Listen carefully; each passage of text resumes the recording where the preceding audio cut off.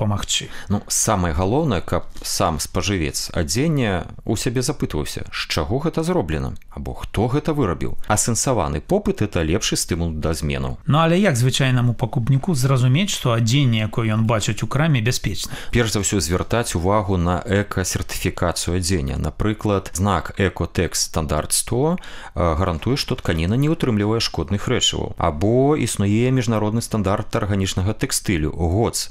Ён гаворыць пра тое, што валокны, якія выкарыстаны для вырабу гэтага адзення, яны бяспечныя для здароўя і прыроднага навакольнага асяроддзя. Або эка-сертыфікат Blue Sign.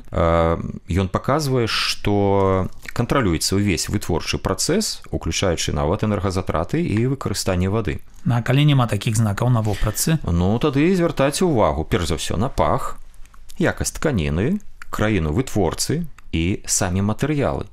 Самымі бяспечнымі з'яўляюцца, канешне, натуральныя. Это бавоўна, воўна, лён.